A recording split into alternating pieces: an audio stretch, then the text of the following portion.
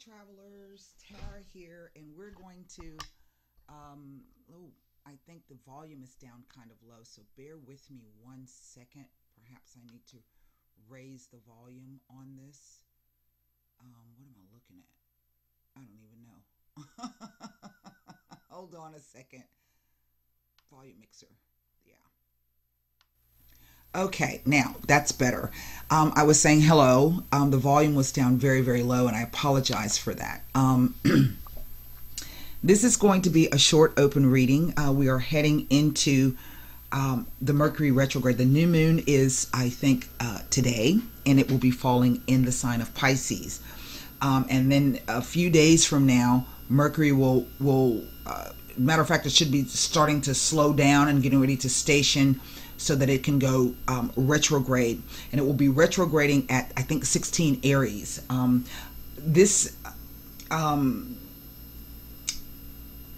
I was just sitting here playing around with my astrology software and kind of freaking myself out because I've been looking at the astrology of the president and the porn star.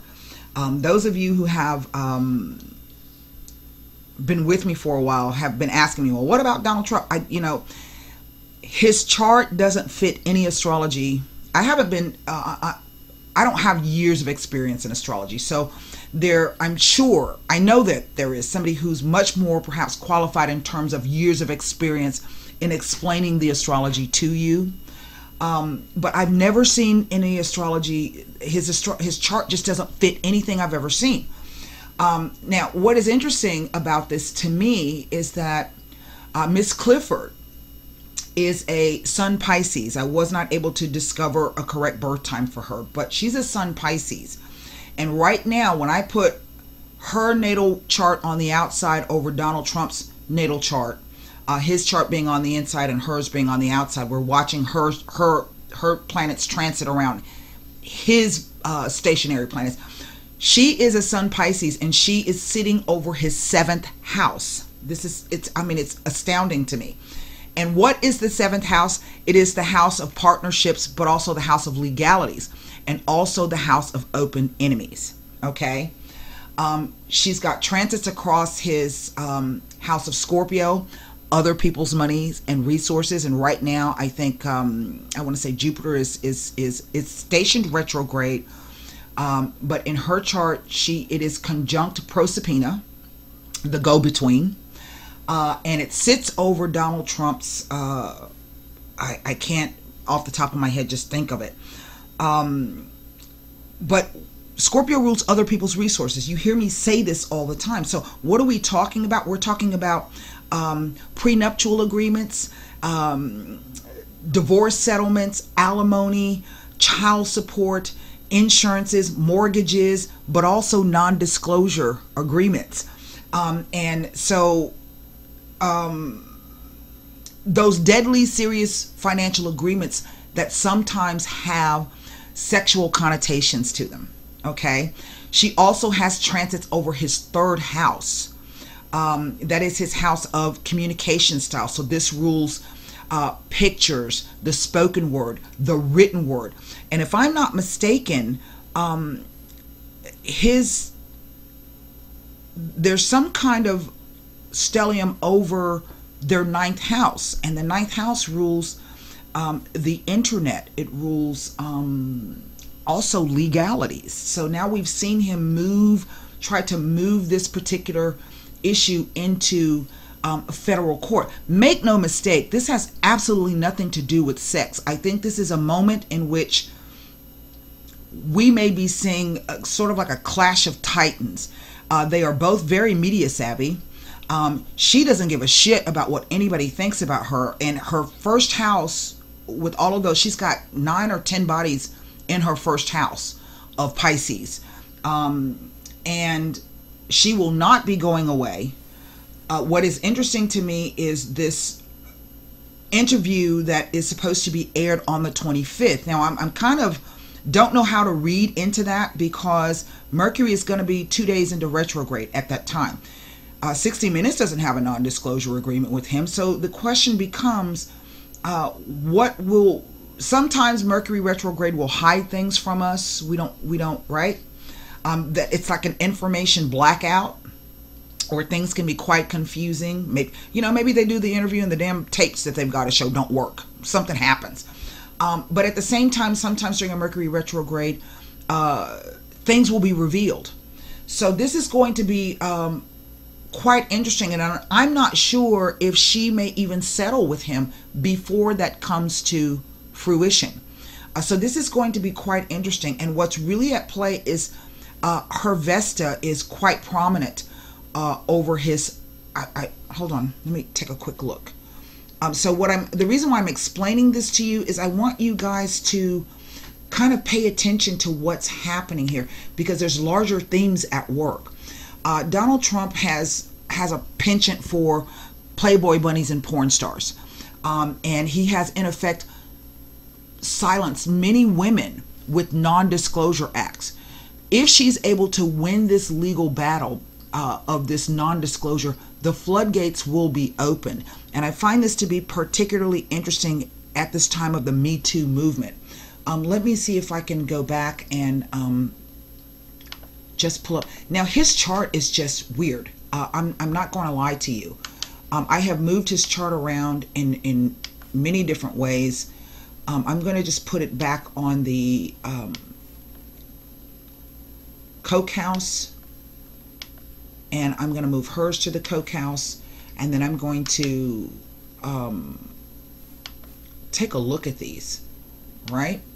Now, normally what you want to do in real time, so that you can see how people not only see themselves, but how they act in real time, you do sun on the first or solar sign chart, right?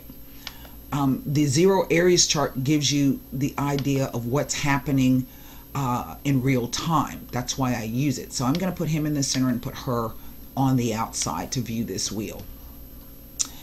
Her Vesta sits over his almost 2 degrees in conjunction over his Bacchus. Vesta is gender politics. One man who has control over 2 or more women. Bacchus for him in the 7th house of Pisces, he got all kind of hidden stuff going on. He likes to have a good time behind, in his relationships, but it's kind of a, Pisces is that sign of that, the hidden thing. It rules the 12th house. Well, her Vesta is sitting over that, and her Vesta is also within her natal chart, almost 2 degrees conjunction with Mars. So what does Mars and Pisces? Mars and Pisces women are typically those women who have that kind of sex appeal that they can sell it. Okay? She doesn't give a shit what anybody thinks about her. And she is not going to go away. Her sun at 26 Pisces is almost within 2 degrees conjunction of her Juno. Juno is in effect the queen of the heavens, and she will make your life very, very difficult when you try to make things difficult for her. What is interesting is that her Juno conjuncts at the same degree, 28 degrees Pisces, conjuncts his Vesta. So in other words, this is the woman. This is the one. Out of all of the women, she is the one, and I don't think she's going to go away. And so what I want you to do over these next, particularly these next few days moving into the Mercury retrograde up until the 60 Minutes interview, which is the 25th of March. You ain't got to watch it, but if you're not that interested in it. But it's going to be interesting to see how this thing plays out. Will the video be aired? Will she at the last moment renege on that with them because she settles? That $130,000 payment just is a weird number, because we know that he's paid up to $12 to $15 million in non-disclosure acts with women before. However, if she is able to succeed in this, the floodgates will be open. Now, about Donald Trump's chart, I was talking to my friend who's been doing this a lot longer than me. She says, I don't even fool with his chart because it just doesn't fit any astrology. So that leads us to believe, she and I, in discussing this, that either his birth date is completely incorrect and or his birth time. We know he liked fake news. So he could have, in effect, kind of lied about it. I don't think anybody's been able to track down his actual birth certificate. Things were different in 1940 something. A lot of people may have been born at home, or they didn't put the birth times on birth certificates, or they put it on after the fact where it may not have been correct. But I was looking at his chart. So if I want to look at him in real time, what I do is I put him on the sun on the first, or the solar sign chart. Okay. This is how those horoscopes are written for the newspapers and stuff. How they can read for so many people. They put the sign, the sun of the. So if you're Virgo sun, they're going to put the sun and the house of Virgo on the first house, the sign of Virgo and the sun on the first house. That's how they do those large horoscopes. So if we do that for Donald Trump, it does something weird to the chart. It moves his MC into the 12th house. I have never seen that. And I've been looking and looking and looking, and nobody can really there's not a lot of information on that, except to say that ancient astrologers said that to have the MC in the 12th house, okay, is actually the worst thing, because the MC is really your standing in the world, your position, and how you choose to craft your career, and how you choose to be seen in the public eye, the work that you do. Being in the 12th house, that's the house of self-undoing. That's the house of being your own worst enemy. So it's quite an interesting thing to see. And then him having the, let me see if I can, I was reading something about this. Oh crap, I think I closed the window. Let me see if I can find the history. That would in effect put his, let me go back to see if I can find the history. You know what, I'm going to, I don't even know how to do history on this stupid thing anymore.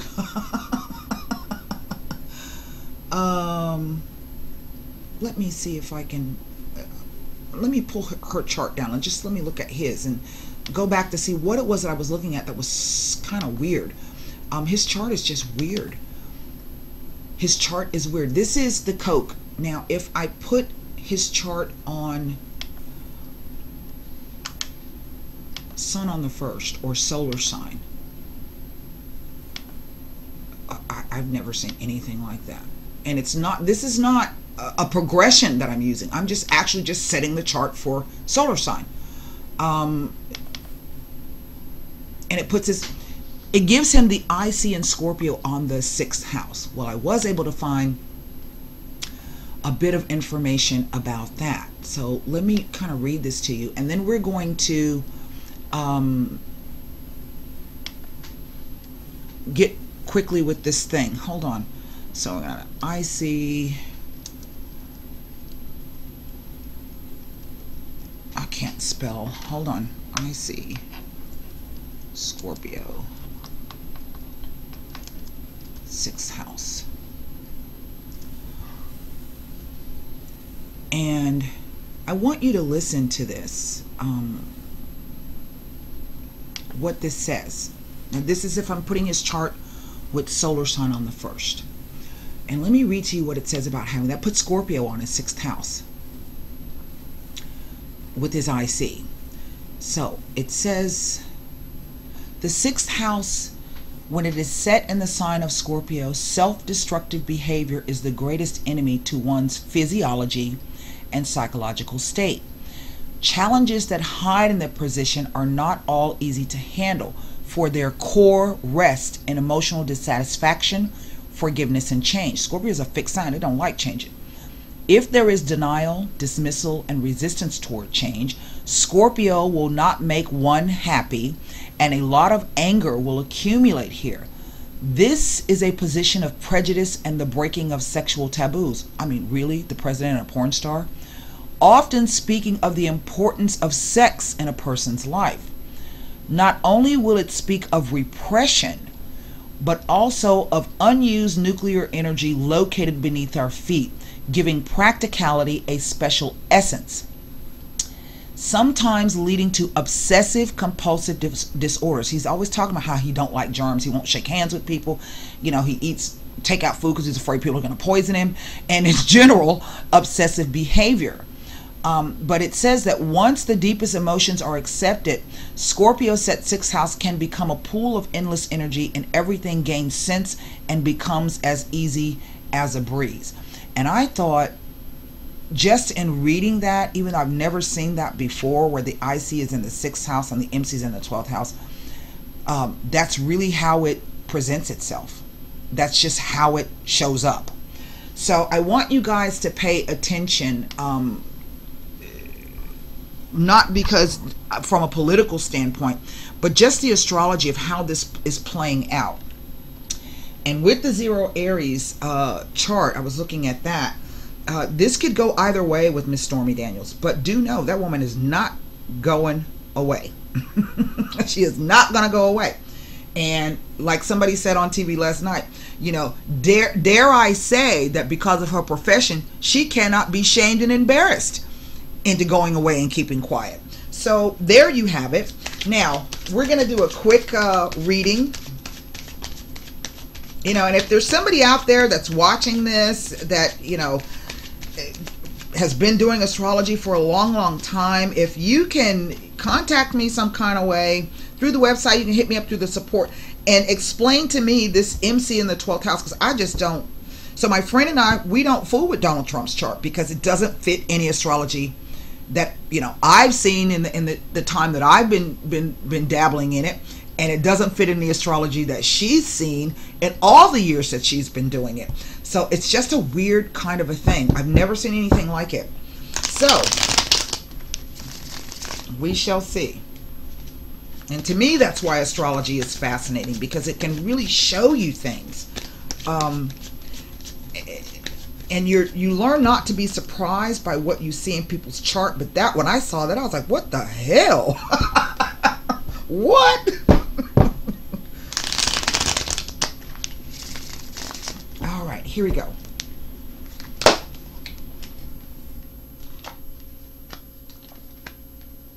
Wow. Wow. Wow.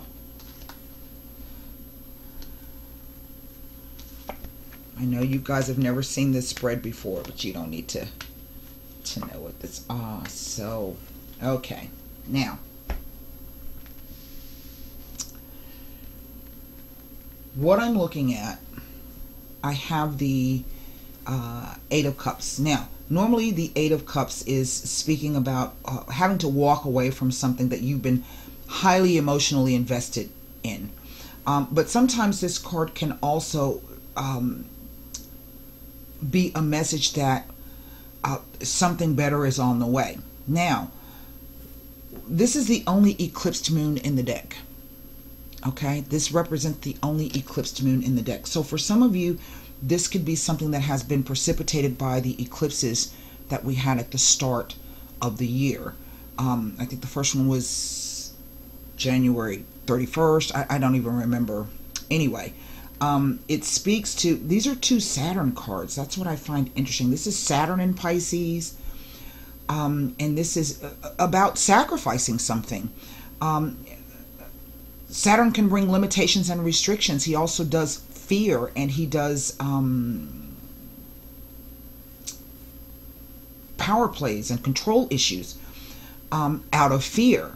But yet he also speaks to the hard work. So for some of you, this could be the idea that you have put in a lot of hard work. You've, like I said, you've invested a lot in whatever this thing is, and now you have come to a point where you're walking away from it. Again, as I say, this card can sometimes show up when there's a message on the way that you've been waiting for.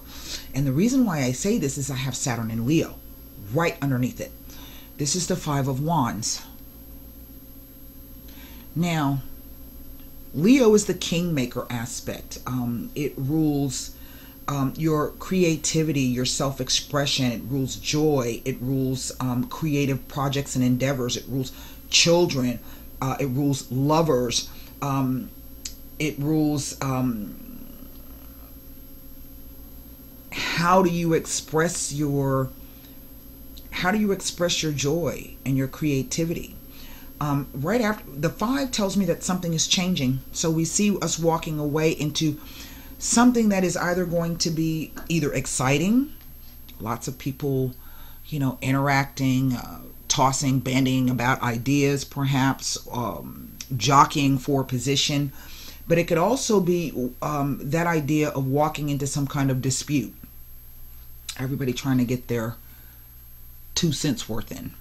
This could be over children, fighting like children. But it could also be that idea of playing with a lot of gusto and verve like children. You know how hard children play? They play real hard. So, and then we come to this 9 of Cups. Now, the 9 of Cups is Jupiter in Pisces. There is a lot of Piscean energy here. Here is the Hanged Man. The 9 of Cups is, it's really quite interesting, because here we go from the 9, the 8, we're walking away from something. And yes, this may cause some upheaval and some strife and some fights and arguments, this, that, and the other. But ultimately, whatever this thing is that you're walking away from and you're walking into, after this bit of upheaval and change, excitement, however you want to view that, we arrive at a place where we get exactly whatever it is that we want. This is the wish card.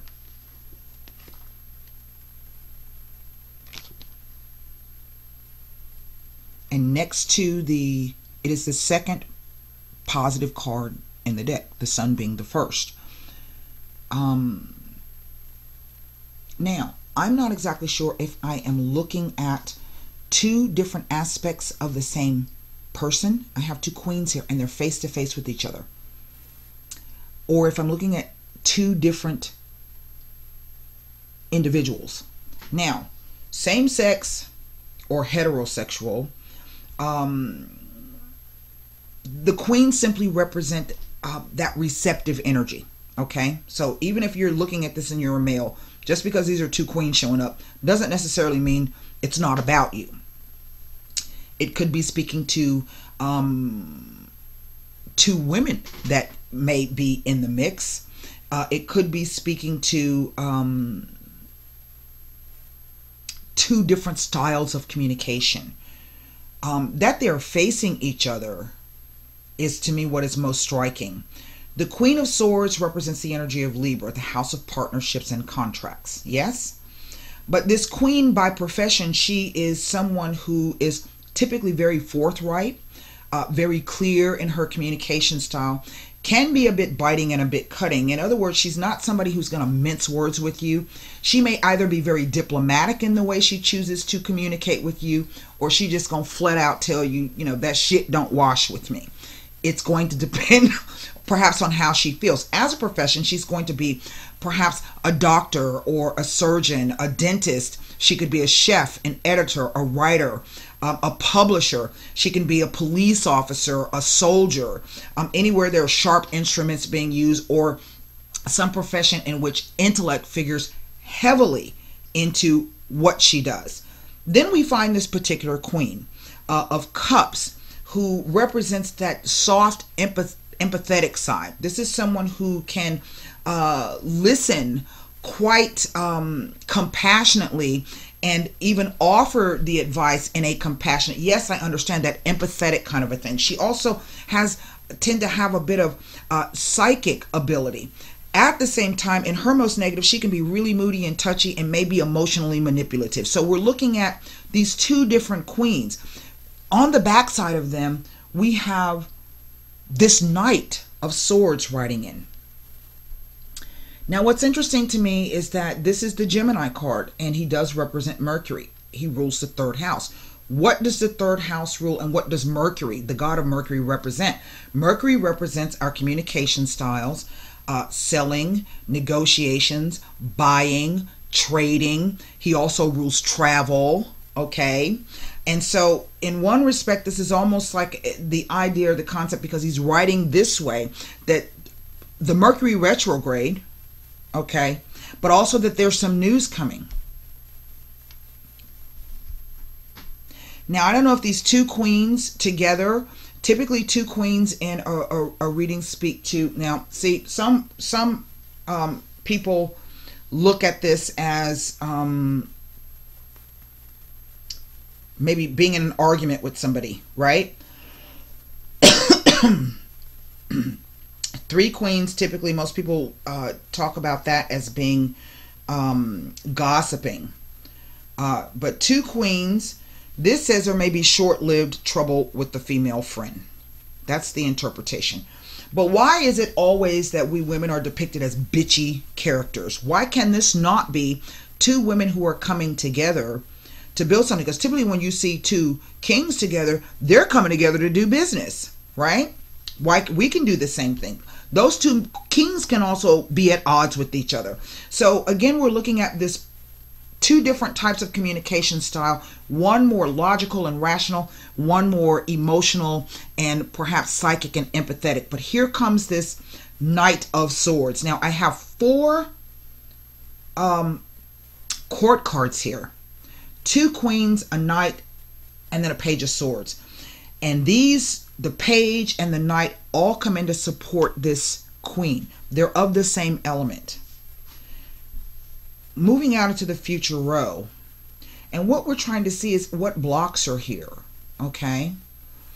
We already see that some of you have made the determination that, man, whatever this is, I'm going to have to keep it moving and move on. And maybe that has caused some like I said, some kind of discombobulation between you and a friend, or you and a business partner, you and a family member.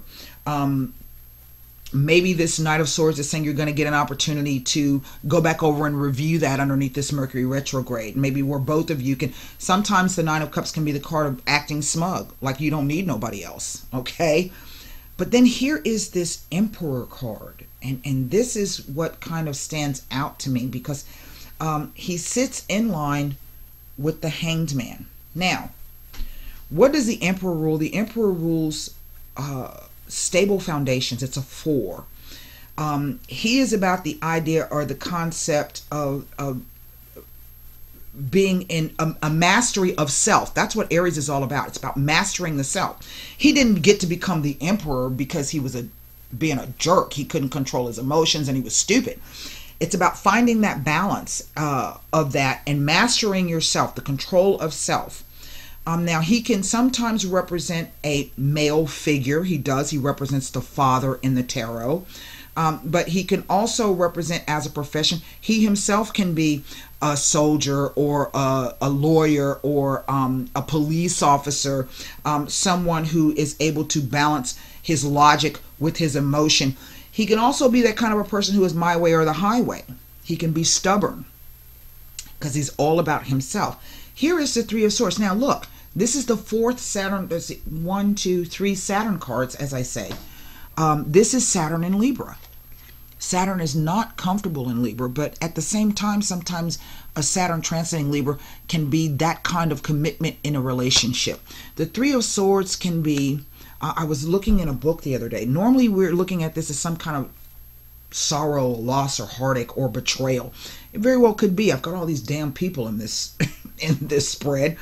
But there's another interpretation that I happen to run across where the Three of Swords says something that was lost to you can be returned. I had never heard that before. So I'm throwing that out to you guys. Here is Pisces, the Hanged Man, the Neptune. So whatever this thing is, this Three of Swords, in a sense, it's kind of like it's on hold. It's on hold because things are being worked out on another level. We're having to look at this from a different perspective. Perhaps we have placed ourselves, each of us, all of us, or everybody surrounding this in a in this position. This is the card that stands out the most to me. And then here is this page on the backside, some news. Almost as if he's waiting to cut the Hanged Man down. Or he's waiting for the Hanged Man to come to whatever realization that he's been waiting for.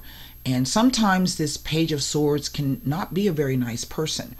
So, he can just be like, whatever the hell are you talking about? What I find to be most interesting is it's 1, 2, 3, 4 swords cards. It's heavily weighted towards the swords. So I'm taking this as a sign that around this time, and swords are not just you communicating with other people or them communicating with you. It is about thoughts, right? And so what I'm going to do is I'm going to take a look. That's a lot of people involved here. Let me see if I can come up with, I'm going to take a look at this Eight of Cups in relation to this Emperor and in relation to the Hanged Man. And then I'm going to take a look, because I only have 4 pip cards. So I'm going to look at the Eight of Cups, the Five of Wands, the Nine of Cups, and the Three of Swords as they relate to the Hanged Man card. So let's first go to the Eight of Cups. Oh, I'm already in the cups. So 1 second. In relation to either the Emperor and or the Hanged Man. And there is nothing here for me. Okay. While I'm here, I'm just going to go ahead and jump into the Nine of Cups.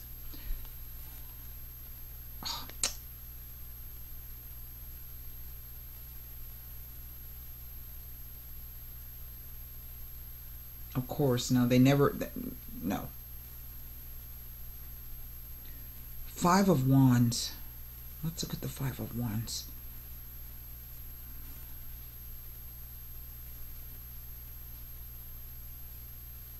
What time is it? Okay.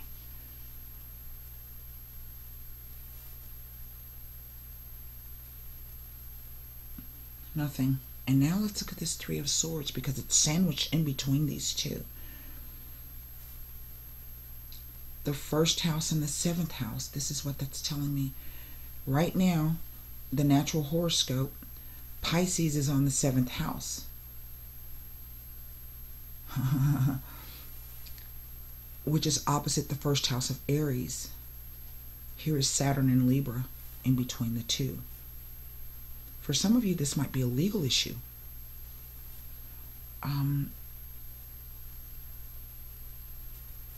The cards speak really funny. They're speaking quite funny, and I'm not quite exactly sure what they're trying to tell me. We're going to pull Sibilas on this, and then we're going to close this reading down.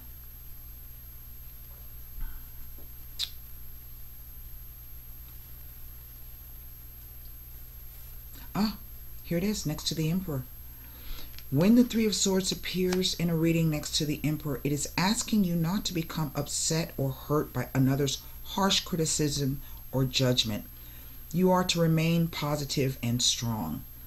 Do not bother to pursue or change things. That's why you're being asked to wait. Just continue to forge ahead. It may be a message not to pursue or try to change the existing situation. Rather, begin anew and have no fear, as all will work out accordingly. Obviously, we've had to walk away from something. It also implies that although you may be feeling emotionally hurt by what you consider unfair treatment, judgment, or harsh criticism, take heed in the message that these feelings and circumstances will pass, and you will, with hindsight, see the lessons learned during your time of anguish. Well, isn't that something? Isn't that something? Isn't that something? Well, let's go to the Sibilas. I'm going to pull cards on the Eight of Cups and on the Three of Swords, and then we're going to close this reading out. There's definitely a hold on something. This Page of Swords is kind of like being alerted to the truth of the situation. So this may be that in the end you find out exactly that whatever this thing is that's, you know, has caused this problem or this fight or whatever this is about will ultimately blow over.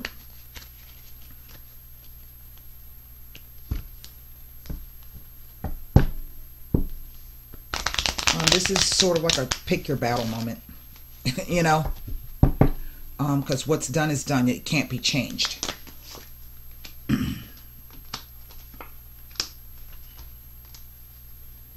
Donna de servicio, the servant, the helper.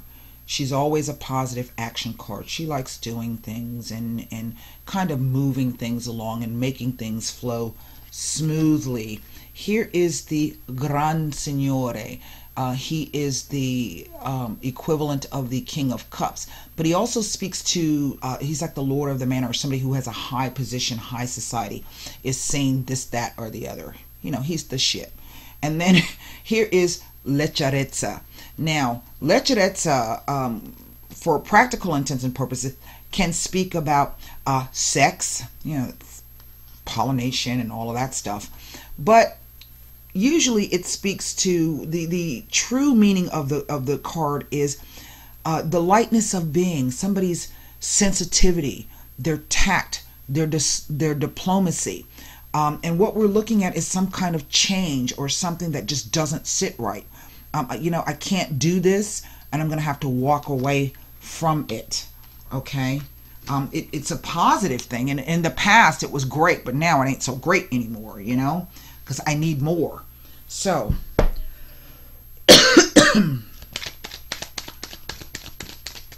you know, I'm going to pull cards on that Knight of Swords because he's just screaming at me to see what he's trying to tell me. I'm going to do that right now. Then I'm going to look at this Knight. Actually, I'm going to do it the way I said it was. I'm still going to look at that card. I just want to see what this Knight is all about. The Giovane Fanciulla, the new woman, the younger woman. The Il Nemico, concealed hate and anger, rivalry, the man who acts in secret. And the desperate jealousy. So, now this tells us a bit more. 3 people in a situation. But not only is it 3 people in a situation, because I could kind of look at this Gran Signore like the Emperor as well. That's the, you know, whatever, my way or the highway. This can be harsh words in communications, things that hurt your feelings. I can't believe that this bitch said that to me. Or I can't believe he chose me over this bitch, or he allowed her to speak to me in that manner. I cannot. This is about the situation of obsessive thoughts about a situation. Now, the opposite of that could be, you see, he's trying to run away from her, but he can't get away. Knight of Swords. Now, I don't know which side of the bitch equation you might be on, but okay.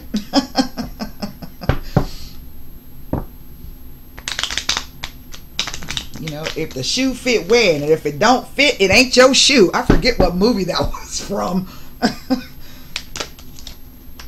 Bambino, something new. Morte, an extremely misfortunate event. And the Sospiety. Now that is a very weird combination. But even still, it speaks to me of the return of something. A trip, a visit, a message, a news.